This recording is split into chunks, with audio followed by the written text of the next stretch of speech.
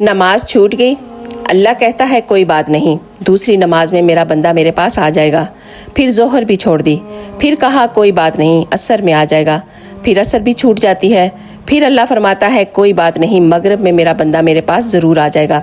जब मगरिब भी छोड़ दी जाती है, फिर फरमाता है कोई बात नहीं, इशा तो पढ़ ही लेगा। फिर इशा भी छूट जाती है, फिर कहा कोई बात नहीं, कल सुबह मेरा बंदा फजर में मेरे पास ज़रूर आ जाएगा। देखो तो वो कितना रहमान और रहीम है, वो कितना रहम करने वाला है कि वो आपके कदमों कदमों से अपने बंदों को बचा रहा है।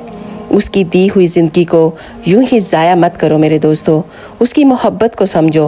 वो तुम्हें तकलीफ़ में नहीं देखना चाहता, इसलिए ही तो हर नमाज में वो कह रहा होता है कि आओ नमाज की तरफ, आओ फलाह की तरफ। फलाह क्या है? तुम्हारी कामयाबी ही तो है। और फरमाता है कुरान में, क्या मैं तुम्हारा रब नहीं हूँ? तो फिर मुझे छोड़कर कहाँ जा रहे हो? ये दुनिया क्या तुम्हें मुझसे ज़्यादा दे सकती है? हरगिज़ नहीं।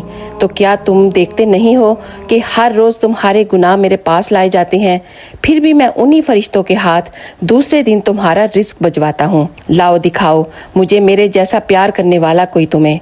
अगर तुम बीमार हो जाते हो तो तुम्हारी माँ पागलों की तरह इधर उधर फिरती है, तो सोचो मैं तो तुम्हें 70 माओं से भी ज़्यादा बढ़कर प्यार करने वाला हूँ।